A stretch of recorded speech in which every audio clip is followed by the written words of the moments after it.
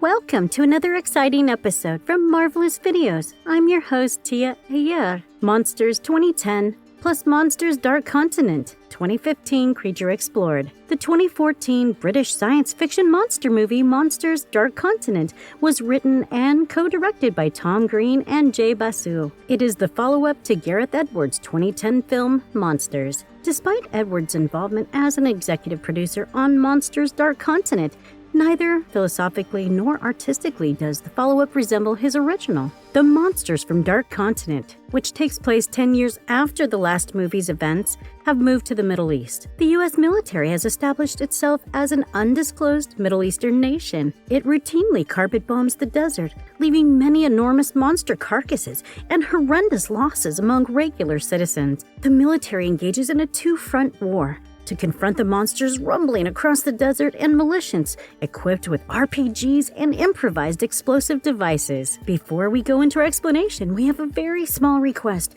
If you like our content, please support us by subscribing to our channel. This is a small click for you, but for us, it means a lot. Thank you. Let's begin.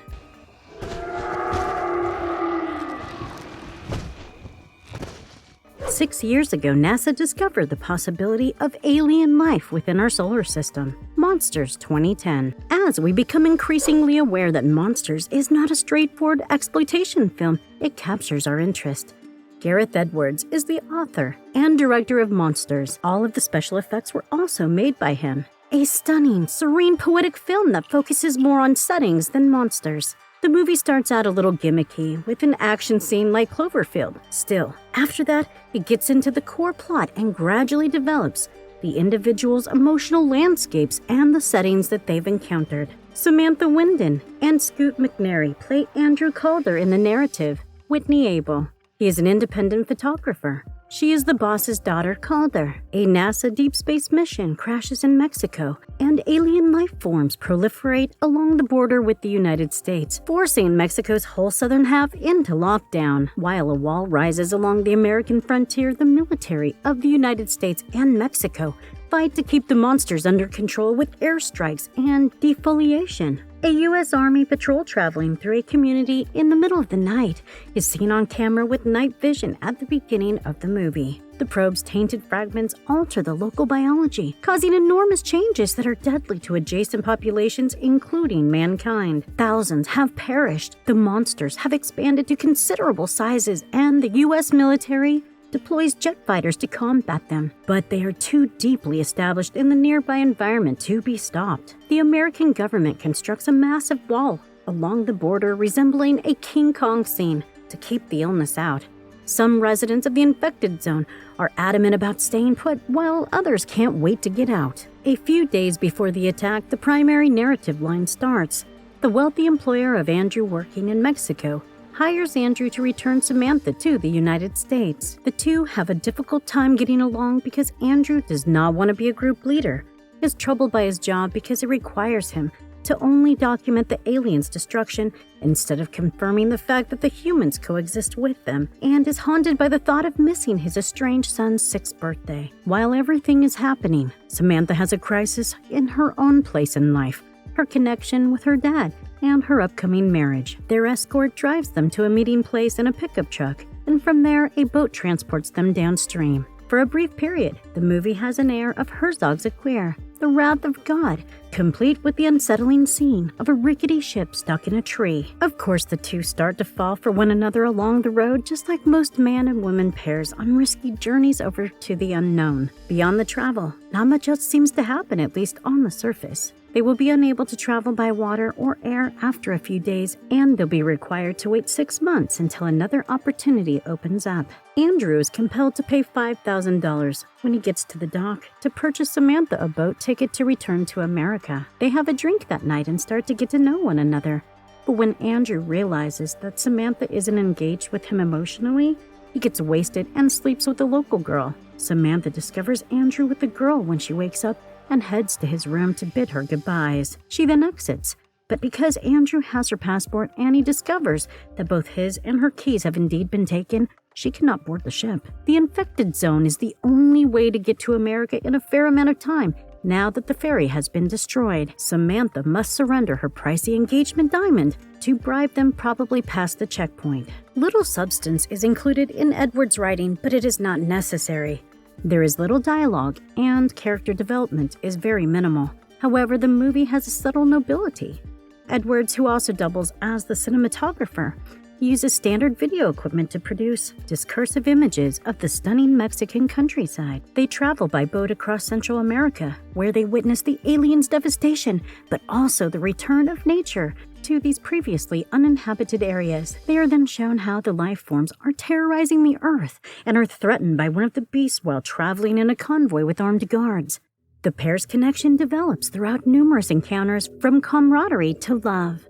They eventually reach the tall wall that divides the infected zone from the United States. When they get through the checkpoint, Andrew and Samantha discover that the whole Texas area has been cleared and that the aliens have been brought quite far into American land. After strolling along an evacuation route, the two come up upon an abandoned gas station. When Andrew phones the police, they inform him that the Army Rescue Squad is nearby and that the two are fortunate to still be alive. Andrew and Samantha call their relatives to make amends.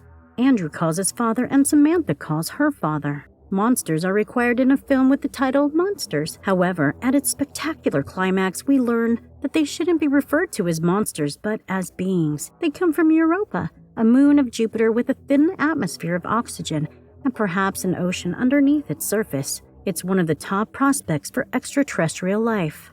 And it's difficult to imagine how 50-foot-tall floating spiders with a pulsating inner light might represent that life. Then that's an alien for you. The bastards are constantly up to mischief. Fire! 10 years after the events of Monsters, the infected zones have now spread worldwide. Dark Continent with Monsters Dark Continent. Director Tom Green has taken over the Monsters franchise from Edwards, who has moved on. Similar to the previous movie, a small army battalion is the main emphasis as they embark on a mission to save our 4 missing troops rather than the aliens, who have looked to become a global menace. But I'm getting ahead of myself. After all, the viewer doesn't truly learn that the little bit of information until 40 minutes into this 2-hour monster. Dark Continent picks up 10 years after the events of Monsters and follows a squad of American troops sent to an oddly vague Middle Eastern nation. The monsters, restricted initially to diseased areas along with Mexican-American border, have spread worldwide, and most people have become accustomed to them. However, in the war-torn, sun-baked Middle East, they've just exacerbated the instability, and a new movement has attempted to further destabilize the region by promoting lawlessness. We watch as 4 brand new recruits from Detroit eagerly anticipate putting their training into practice. They first think of everything as a game, but when they are assigned a special mission to rescue 5 troops who have become stranded in the infected zone, everything swiftly changes. Their goal mainly focuses on humans, but they are also told to kill any creatures that cross their path along the road. Like any other land mammal, we have adapted to coexist with these enormous beasts. The military only uses forces to reduce population.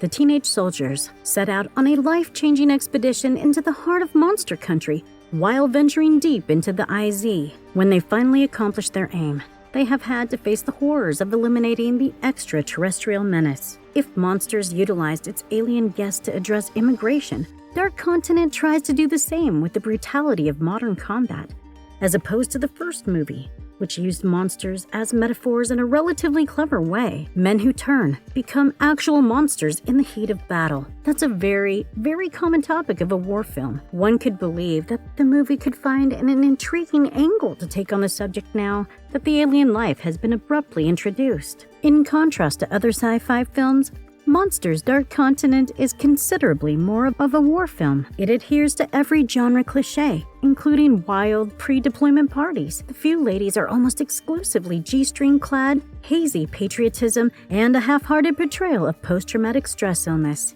Every time the plot looks to be taking an exciting turn, but returning to the fundamentals, it seems like Green and Basu have a lot to say about the atrocities of war and how nobody is spared from them.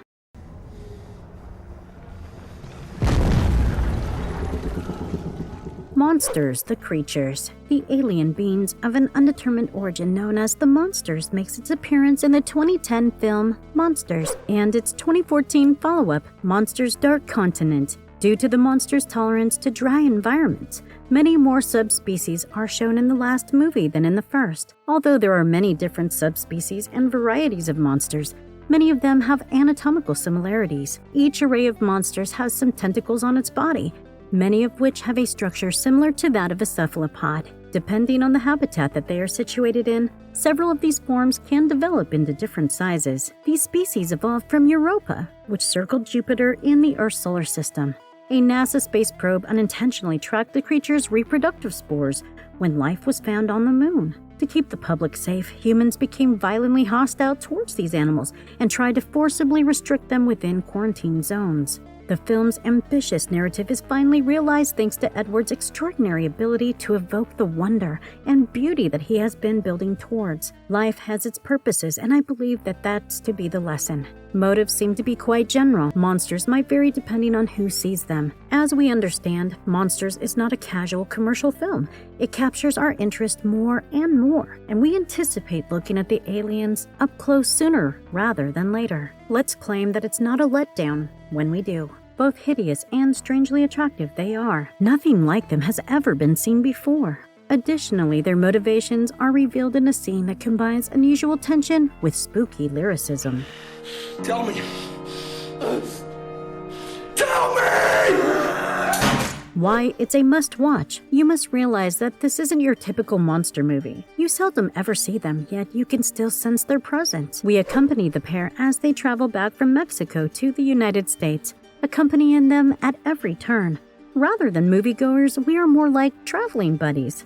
Overall, Monsters is a very good movie, but there are certain critical areas where it could have been improved. It never has the commentary it so obviously needs, is never as intelligent as it thinks it is, and is never as enjoyable as it should be. The making should be applauded from the rooftops. If you liked our content, don't forget to leave us a like and subscribe to us if you haven't already. Have a good one and be safe. Thanks, everyone.